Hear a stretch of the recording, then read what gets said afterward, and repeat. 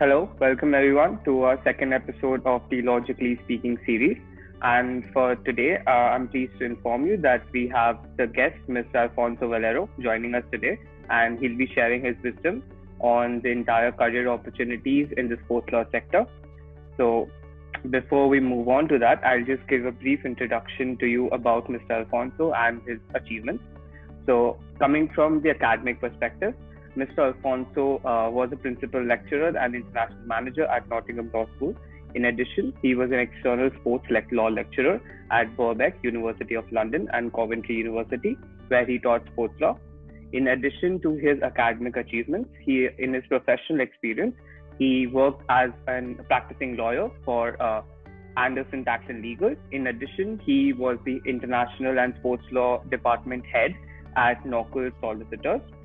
In addition to all these achievements in sports law, both practical and academic, he has completed his LLM in comparative law and international dispute resolution from Queen's Mary University, London, and he also has great experience with arbitration. So first of all, thank you for coming to the show, Mr. Alfonso. Great, perfect. So now moving on, we actually wanted to understand your perspective on the various career opportunities that are available in the sports law sector.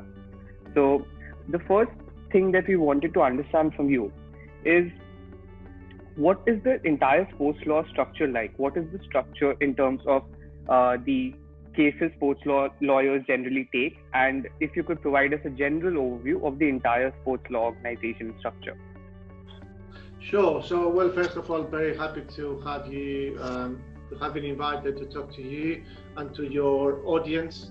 So, just moving on to your question and the structure and so forth, I will say that there are predominantly two big divisions, even though you will probably find three. The first one, very clearly, for any sort of like the summit of for any sports lawyer, would be the US and anything related to US sports, because and that is for a very easy reason. Sometimes it appears to be kind of like on a league on its own, so to speak, and it's true.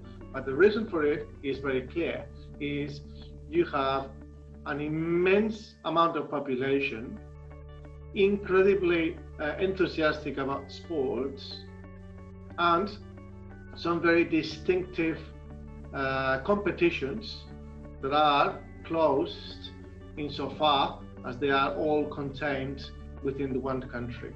So, I mean, I say one country. I understand with that there is, of course, our spill in terms of Canada with they have with the football, American football. They also have the hockey. They also have a significant involvement with Mexico in terms of soccer. So that said, you could say that broadly speaking, there are the four major leagues: the NBA, the NHL, the NFL, and the NBL. So all those leagues covering the four main sports, and then you also have coming up probably more sort of like strongly with the soccer or football. With all that, you have an environment which is quite commercial at every level. You just have the top leagues. You also have college, and you have a very, very, very strong high school leagues that are also going to be involving a lot of work. And now we have developments in the US in terms of the NCAA, which is the amateur association. Apologies if I didn't use the acronym well, but it is the point is that it is all related to college sports, which is meant to be amateur, but which is now developing quite significantly into commercial opportunities for players in terms of the image, in terms of the resemblance, and so forth. So all of those things that constitutes a very significant market that can be on a division of its own. Then you will have another type of sports sector, which is the one that most people that I have worked with or be related to they are the one that they tend to think, which is the football, soccer, sports, and that is fairly global. With some exceptions, perhaps some markets which is not as important, but other than that, is even in the markets where I am now in Australia, where perhaps it's not necessarily as strong commercially, you still have an aspiration and objective to ultimately make it there to the global sphere, and certainly it's going to involve a lot of work, a lot of specialized football work, and certainly a lot of commercial opportunities. And then I think that the third area that you could possibly call on the sports law, it will be, it's fairly kind of like, perhaps it's not correctly call it a third division of a third area, but there is certainly is kind of the rest of the work. Now, in that part of the work, in that sort of third leg, for a better word, third leg or third limb, what you have is a number of sports which are not necessarily going to be, in terms of the type of work, in terms of the volume of the work involved and so forth, they are perhaps not going to be that defined by the sport itself, as much as perhaps, in my view, they are much more inclined in terms of or defined or distinctive in terms of the commercial opportunities, sponsorship, manufacturing, sponsorship, and so forth. So by no means I'm trying to say that javelin thrower is going to be exactly the same as I don't know, you will have your cricket, for example. I'm not saying it's the same. I'm saying that they have, in terms of the level of commercialization, in terms of the legal work that will arise in that sort of like big, broad limb or area, that's what you will have sort of like, it will be more distinctive in terms of opportunities for commercial opportunities. So my own experience, I obviously had no connection whatsoever with the US sports sector, and then I had some connection with the with football or football soccer. I had some connection with it, but what I found that most of my work was actually in the third part. It was doing different sports, very different amongst themselves, not really much in terms of connection, in terms of the type of sport, in terms of the federation, the governance, and so forth. But I did get a lot of work because there were sponsorship, there was merchandising, there was opportunities for commercial exploitation of rights, and that is what I found most of the work. And I think there is another aspect with it, which is that I will say that is the one that I tend to recommend to those who come to me and say, "Oh, I would like to work in the sports sector." That's what I would say. And I completely understand, of course, that there will be, each country will have different inclinations, different organizations. And coming back to the example that I said earlier about cricket, obviously, you have on cricket, you have the IPL as a league on its own, as a kind of like a very, very specific situation and very specific environment, which coincides in a time during the year, and so it is, and it will be perhaps a specialization on its own, or I'm sure it will be the same happen with golf and so forth. So I'm sure there are lots of lawyers out there whose work is exclusively limited to one of these particular specific projects within the sport. And I met when in my years in London, I've met lawyers that did some exclusively work for golfers, for example, and they were quite busy. I met also, have some very good friends whose work is predominantly around the IPL or predominantly about cricket. So there are certainly all those things, and they would not probably be that comfortably sitting on my categorization of saying you are the third limb. They probably would not be. So it's not by no means scientific. It's more in terms of how would you identify, or how, from my perspective, would you identify the opportunities, the way to orientate one's career, one's practice towards sport. Thank you so much for that input. And hearing you, I feel that there are a lot of opportunities in sports law, not just in the jurisdiction you're practicing in, but also globally, considering the MNCs who conduct these sports and also their global presence. And I feel that the names that you dropped, such as NBA, IPL, football, and so forth, I feel that there are a lot of students who get intrigued by that, because that means that they might get an opportunity to work with players that they always dreamt of, meeting. So I think that is also something that caters to people's interest. And I feel the entire arrangement of working on the commercial aspect as well as the labor law aspect for all these contracts or players and so forth, I think that's definitely something interesting and something that should be explored. Yeah, if we were looking specifically about the areas of, not just in terms of the area or broadly speaking, when to orientate your work, you could definitely slice sort of the orange in many more kind of like thinner slices, and then you could definitely have what you just said about areas of employment law or labor law, or you could have IP, as you said, which is an area that I was most involved with in terms of the intellectual property law. But in my experience, most of my students, and these were students coming from all over the place, not just England, they were literally were coming from all continents and all sort of interests. They typically consider that working in sports law means being employment-labor lawyer. That's what they typically consider. And I'd say that 50% of my students came with a aim or objective of working in sports as agents.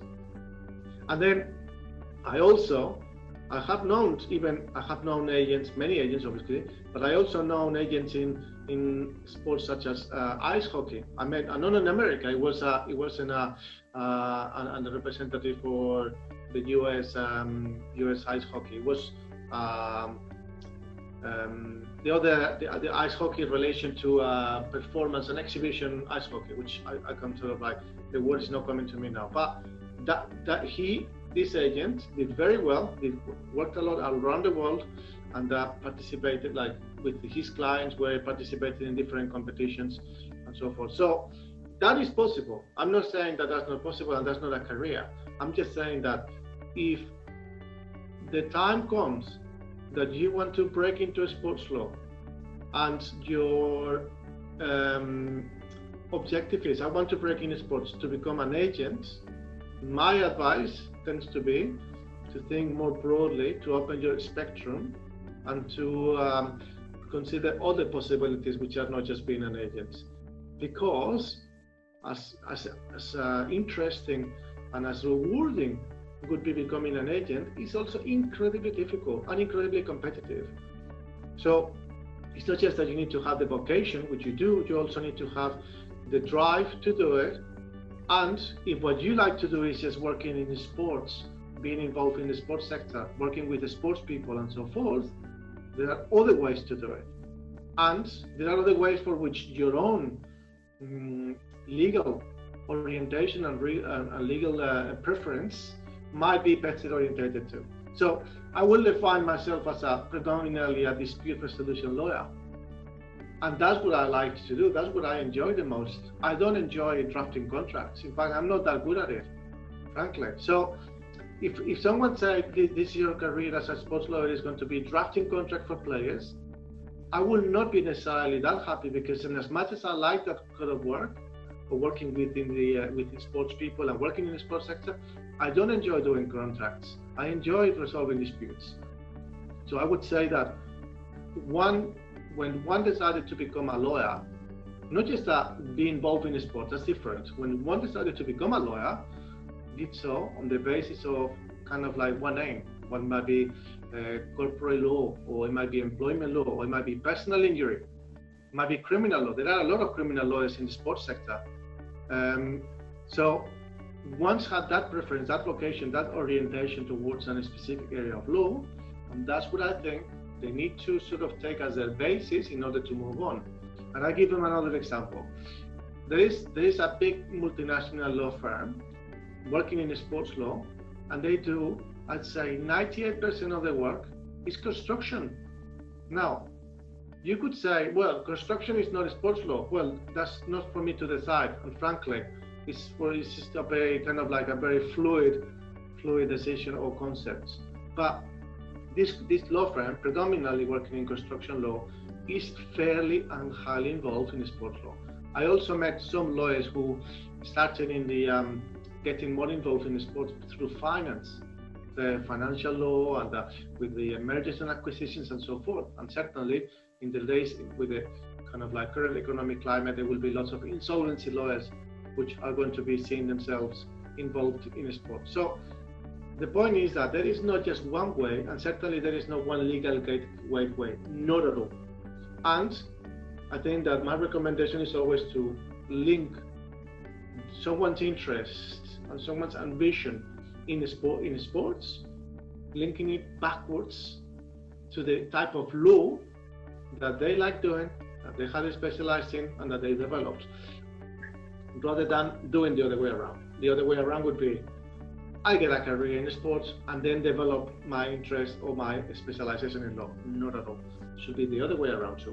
It should be get your legal grounding and your legal sort of professionalization either firmly developed, or at least knowing what is it that you want to go, and then go towards that.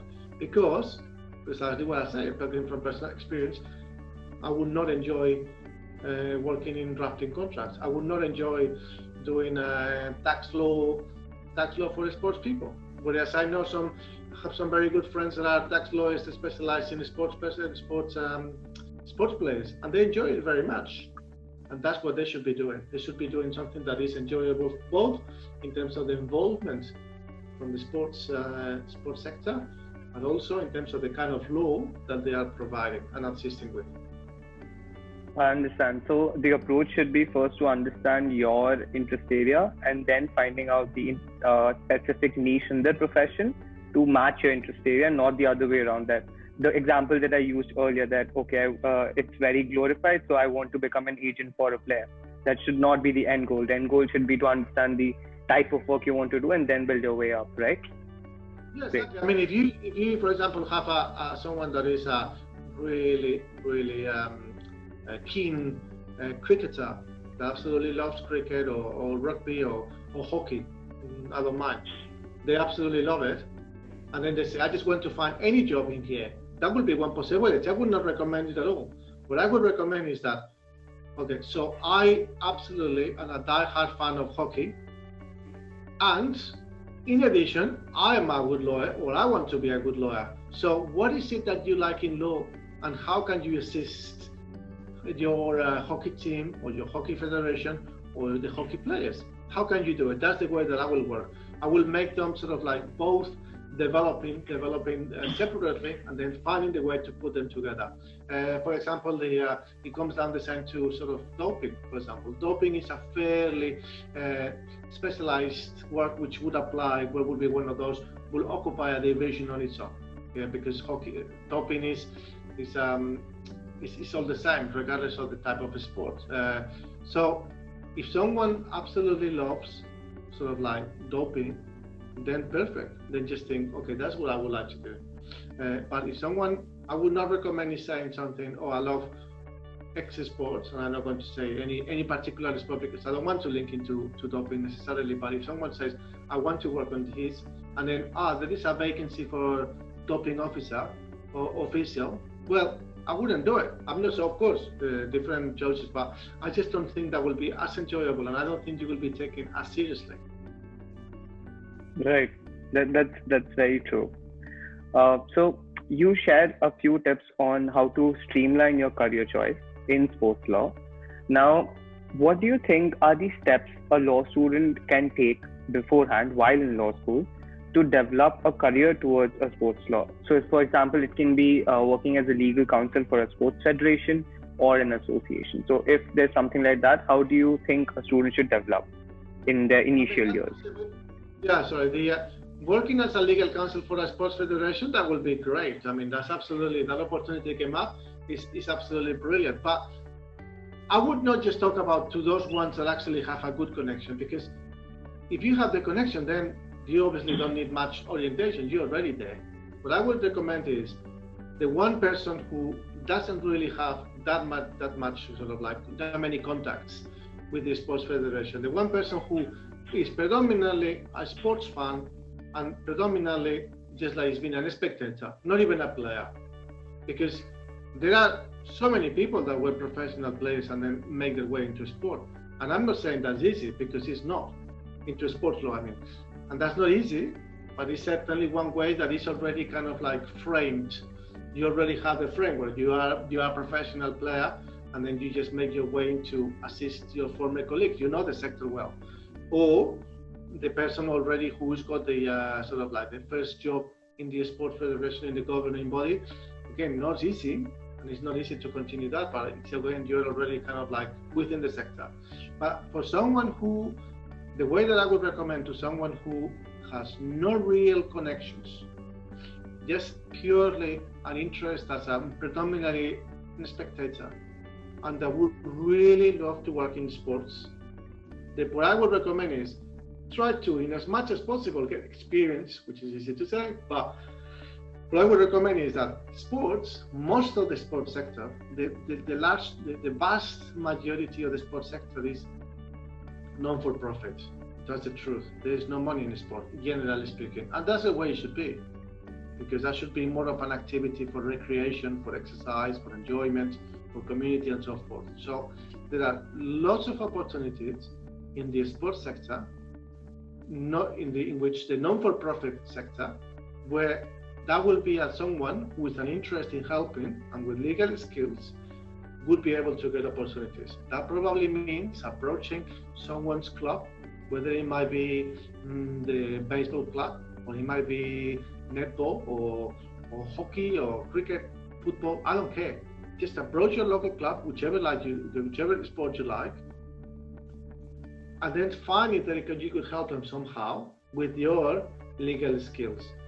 I find that most cases they will be quite happy to do so, because they are non-for-profit and they always kind of like can benefit from that skill set and that offering. Now, not everyone has the ability to offer the free time. Someone says, look, I already committed a lot of time to study, to work, and to make myself cross the line and then become a lawyer and so forth, and I understand that too. Then what I would recommend in that case as well is find the possibility of linking what I said earlier, the kind of legal specialization to the type of work. When I started getting clients, in sports law, myself, I'm sure different avenues, but myself, the way that it happened is that one, I co-founded a sports law website, LawInSport.com.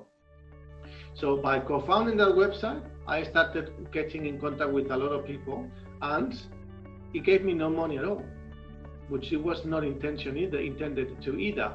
But what it was is that it was an ability to start networking with people and letting people know that, one, I was a lawyer, I was doing dispute resolution, and I would be quite happy and interested in doing sports work, because I was already a sports law specialist, and I was showcasing my knowledge. So by that, the way it developed is that an accountant, this accountant had a client, and the client said to the accountant, I need a lawyer. And then the accountant said, I'm actually going to recommend you a sports lawyer. And then my client didn't know what a sports lawyer was, but he said, well, I'm involved in sports, I have a sports lawyer, that sounds good to me.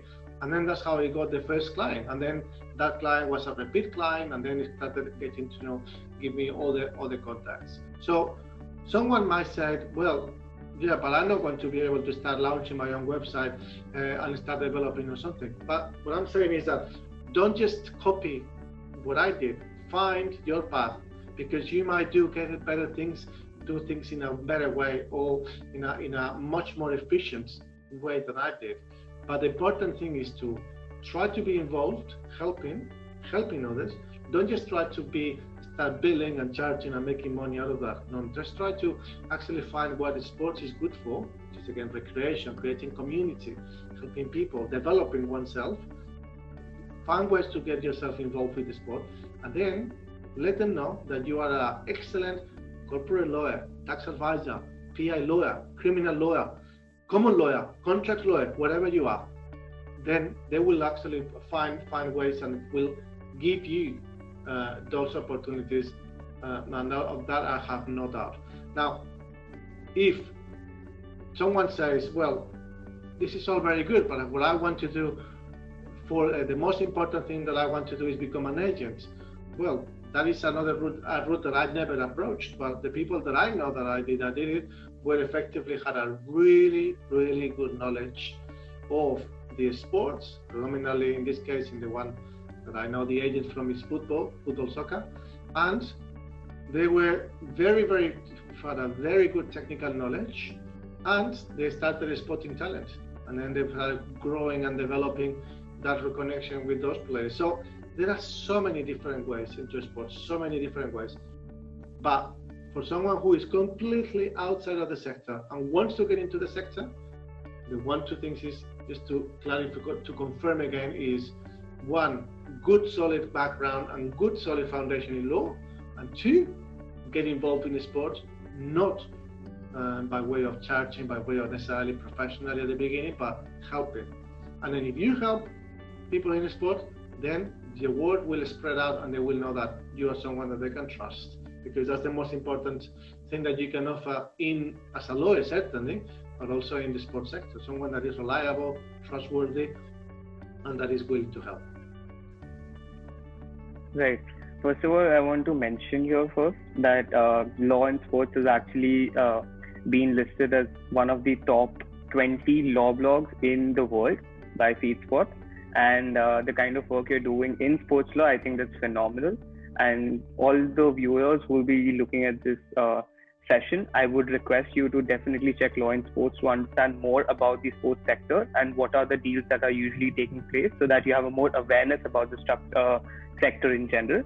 Now, to respond to what you just said, so yeah, I completely agree that maybe getting pro bono experience in the sports law sector before getting into it professionally would definitely aid someone in one's career, and they can also maybe start at, as you mentioned, at college level, at representing their college teams and working for them in terms of the legal aid. And I think that's a great way to kickstart your sports law career. Yeah, I mean, I know well, just to clarify in terms of the Law in Sport, which is an absolutely brilliant position.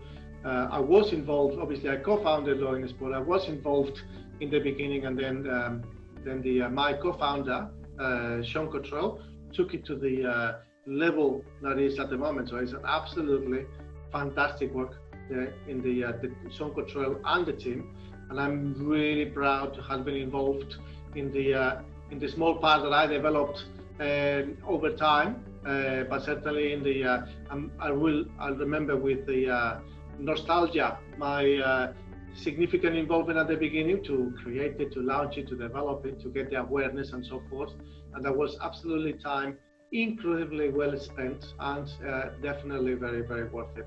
But in terms of the your question or your presenting it, I completely agree in terms of sometimes it might not be necessarily to be able to represent the college team and so forth. Sometimes it might not be able to that. But for example, I tend to practice very, very minority sports, such as fencing. I love fencing. I've been doing it on and off for many, many years.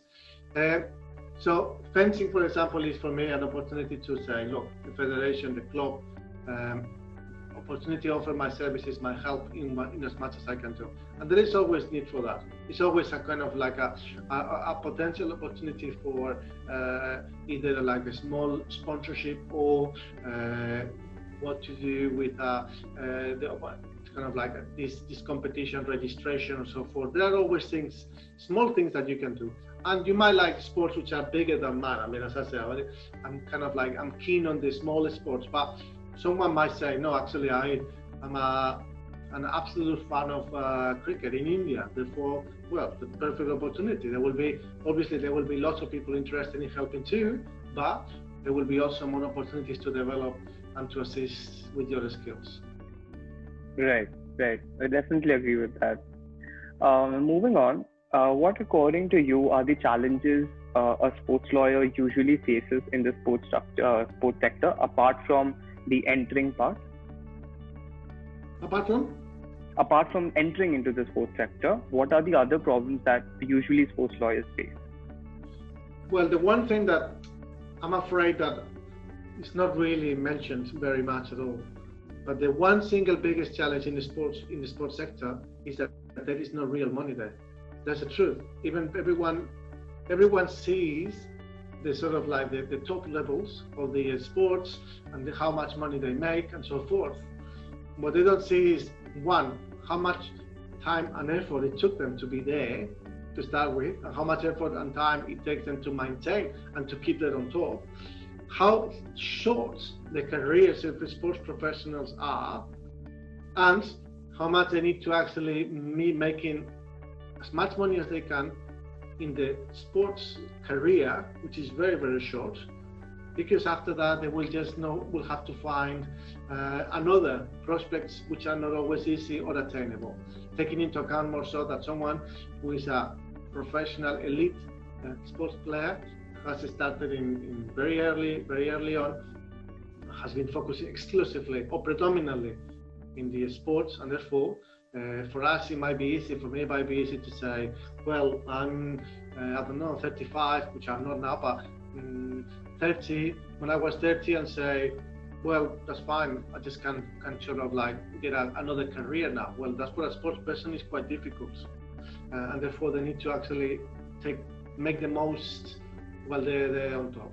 But then there are a lot of people who don't make it to the higher levels of the sports. Most of the sports players will never make it to that level, and they're just making a living, having a normal job, and sometimes they cannot be full-time professionals, they can be semi-professionals and so forth. So the real challenge in the sports sector is that it is a sector which has a lot of interest. There's a lot of admiration, a lot of goodwill, and for all the right reasons, but it is quite difficult to make a proper living out of that. So if someone wants to become a sports lawyer, needs to understand that a lot of the work will be done pro bono, will be done like entirely out of generosity, and that these are very rewarding projects and also generate a lot of goodwill. And some lawyer who has been assisting not necessarily a big club or a big team, or not even the best known player, but lawyers that are involved and relate to sports people, by that connection they get a goodwill, which is not that dissimilar. It's not that dissimilar than the reasons for which a brand wants to be related and linked to a sports person. Effectively, the goodwill that it generates is quite significant, and that relates to all the opportunities outside of sports. So I do not know many lawyers, sport lawyers, I do not know many lawyers who are exclusively working in the sports law. There are quite limited number exclusively working in the sports law. It is very, very, very limited. But knowing that it's a very limited sector in terms of making a living as a lawyer, as an exclusive dedication, knowing that, then one is realistic and think, well, I would like to have as much as possible, as much as I can, of the sports law practice, but I will complement it with other work done for other type of clients. And that's what I think that it goes back to what I've been telling all along, which is that you need to have good foundation in other law. So if you are an absolutely top corporate lawyer, what I would recommend is that orientate as much as you can your activity towards sports, offer as much as you can your corporate law specialism into sports clients, but don't forget that you are over and above a corporate lawyer, and you should get a lot of corporate law work. Right. I think this goes back to your previous point about first understanding your interest and then developing that interest in that sports law sector. So if you're interested in maybe employment law, you can do both, like not just solely practice sports law. Great. Perfect. Thank you so much for all your insights and suggestions. I think that will be really helpful for our users who are willing to get into sports law or are thinking of sports law as a viable career option. So thank you for that. And I think if you don't have any more suggestions, we can end this session here for today. And I think it was a great experience for me also to interact with you and understand how intricate these things can be in sports law, because usually people do not speak about this in a very open way. It's more glorified that, okay, if you're a sports lawyer for maybe an NBA player, okay, you've got the world at your feet, but maybe that's not really the case, as I can understand now. So thank you so much, Mr. Alfonso. I will only add the sports sector is not that dissimilar from the entertainment. Well, in fact, it's intrinsically connected to the entertainment sector. And one needs to understand that becoming a sports lawyer is within the obviously with its differences. It's almost like casting an audience for kind of like one of these programs, these shows, music shows, that where someone needs to have a massive queue of people which are casting for it and trying to get an opportunity there. It's not that dissimilar. Now, what you see in the end is the selected 12 that made it, and then out of those selected 12, you see the one who made it, and then one dreams, I want to be like that. And this is not that dissimilar to sports anyway. When someone says, well, I want to be like that, which is all perfect. That is exactly the ambition that someone should have. I completely agree with that.